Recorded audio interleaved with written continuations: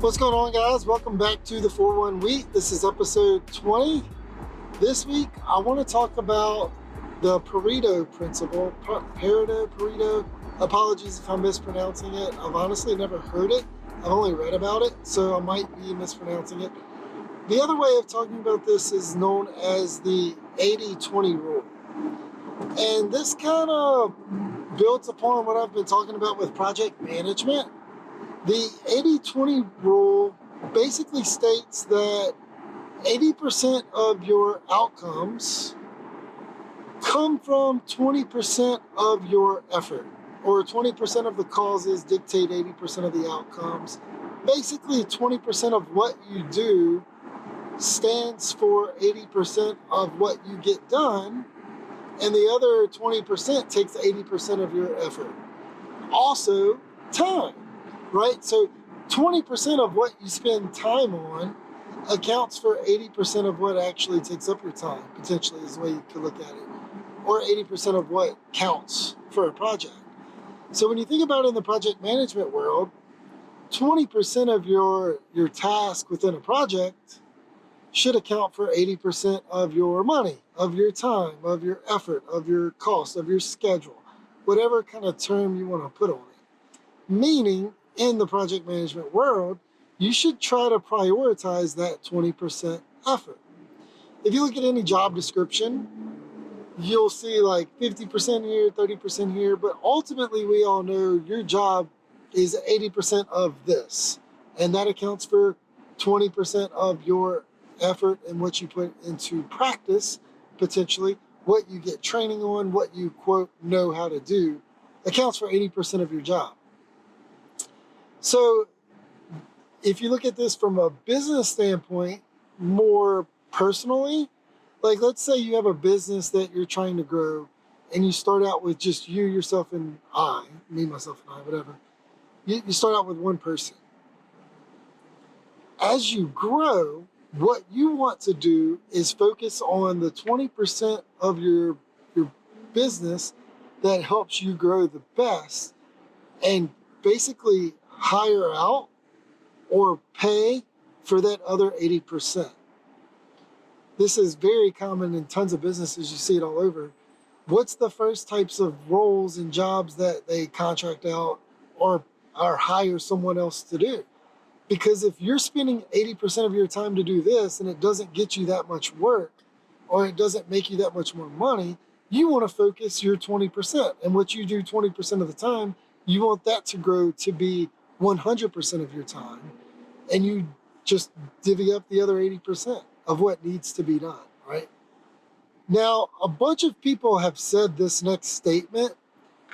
I don't know who to attribute it to first and foremost.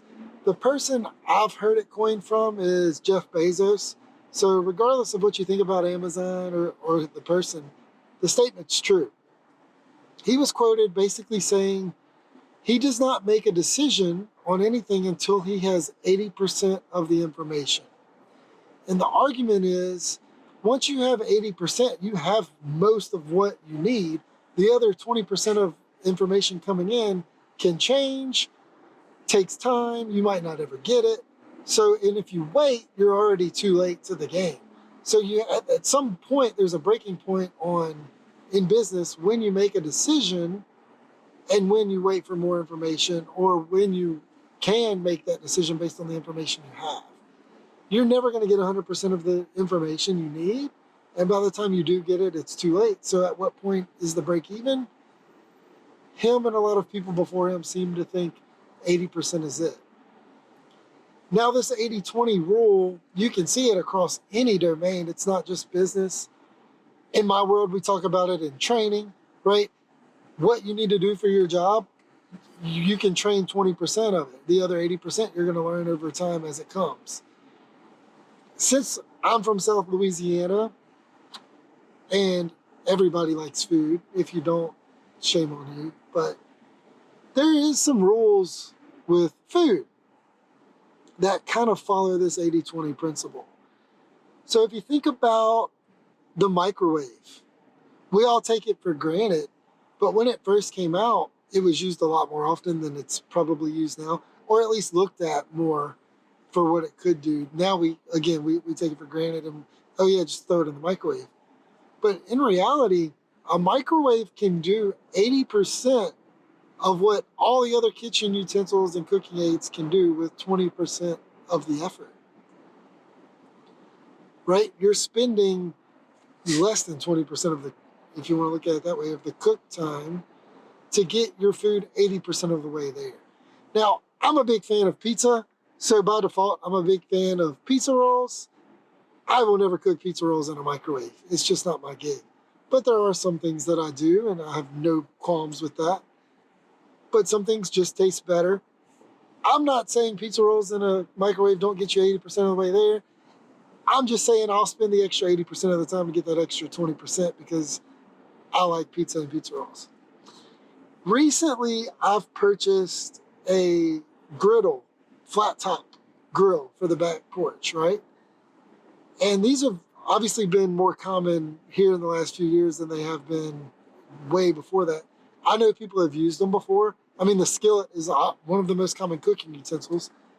But a lot of people, like, this grill game is huge. Are you a pellet grill? Are you a charcoal grill? Are you a gas grill? Like, you can dive deep and stay deep for a long time in this world. But the argument is 80% of what you want to cook can be done on a griddle, and it gets you there, right? It might not be the 100% mark. Your burger might not quite have that flame broil taste. Some people don't even like that. But the argument is it gets you 80% of the way there. Now, I hope I don't lose my Southern card for this next statement. But one of the most common types of food down south is jambalaya or gumbo. I'm going to use jambalaya as an example. In the jambalaya world, you can have a dry rice, a wet rice, a brown rice, more of a red rice, depending Cajun, Creole kind of debate there, right? Then you have, okay, well, what kind of meat do you have? Do you have this much meat, like 70-30, 70 chicken, 30% pork? Do you throw shrimp in there? Do you throw pork in there? Like, you can go haywire with different kinds of meats.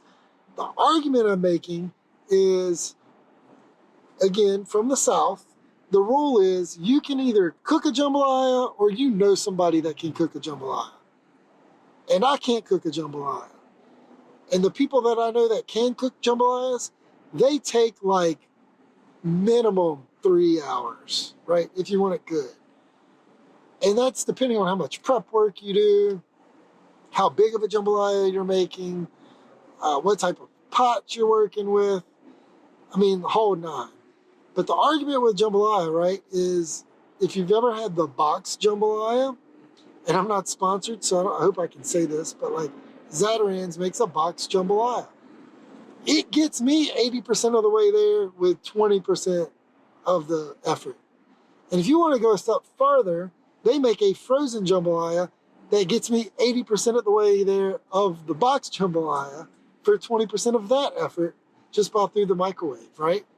So the argument being, no matter what you do in your role, in your job, in your personal life, what you do as a hobby, focus on your 20%. So you ask yourself, what is your 20% you can focus on?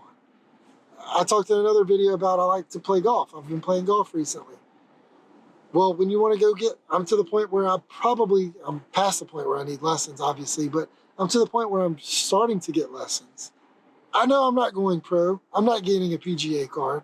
So what's the 20% effort I can put in to get me 80% of the way there? And for me, that was working on my irons. Not my driver, not my putting, not my chipping. Straight iron shots. Now, if you play golf, you might be different. But the argument still stands. And if you go watch my golf video, you can see where I'm coming from. You can play golf with one club and arguably get 80% of the way there. And the people who are scratch and are really good can still probably shoot close to scratch with still just one club. They might have to get a little unique and crazy and creative with some of their shots, but it can be done. Many people have done it. It was made famous by the Tin Cup movie, but people have even done it way before then, so there's no kind of issues there. So what's your 20% that you can focus on that will cover 80% of what you're doing? This isn't your card to top out on something and to not do some type of work that you should be doing. I'm just trying to get us to get collectively having that mindset that where we put our effort and our focus sometimes is very meaningful, and it can change our stress levels. It can change outcomes that we have from things that we do actually put up as an end result of something. If you're a supervisor,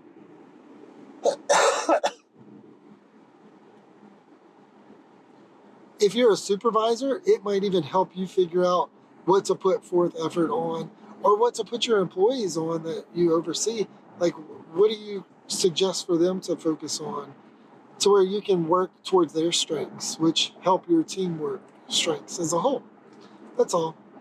So, kind of short and sweet, but the 80-20 principle is what it is. It's short and sweet. And it covers any domain, regardless. I've seen it in marketing. If you do some research on it, you'll see it in the stock market. I